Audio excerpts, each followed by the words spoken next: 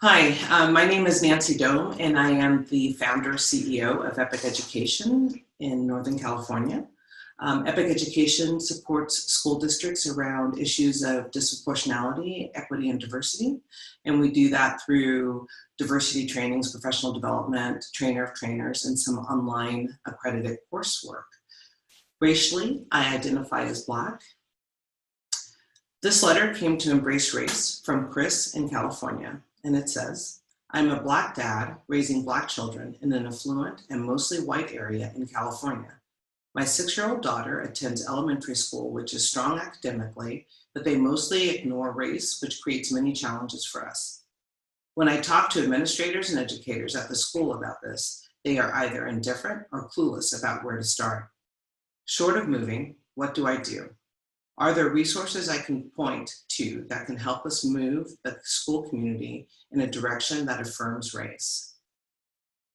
Well, Chris, that is a great question. And because I think that you're not alone, first of all, in your concerns for the well-being, social, emotional well-being of your children when they're in areas where there's not a lot of people who look like them and they don't have that ability to see themselves positively represented.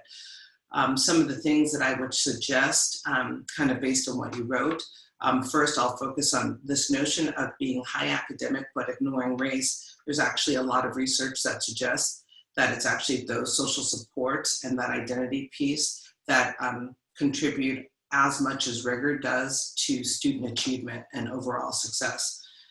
That's work by Beverly, Tatum, work by Delpit, all things that you can read and get some more information about and actually use as you think about going deeper into these conversations. I think another strategy would be to try to find other parents of color and just engage them one-on-one when you pick up your daughter or when you drop her off, and just kind of find out what their experiences are. The strength is going to be in numbers, and so the more you can talk to people and find out if these similarities, if there's similarities amongst what you're experiencing, the easier it's going to be to talk about a next step and actually have support to do that. This is hard work. It's hard work, and when you're doing it by yourself, it's even harder. So finding allies, either who will support you or people who are also in the same situation, would be very important. Another strategy would be just to engage in a deeper conversation. I think that it's our responsibility as parents, as people of the community, to really hold our schools accountable for the responsibility of educating all of our children. And so if you feel that this is, that your daughter's not getting what she needs as a Black child attending their schools, I think talking to people and being very explicit about what it is that's happening and what it is that you need.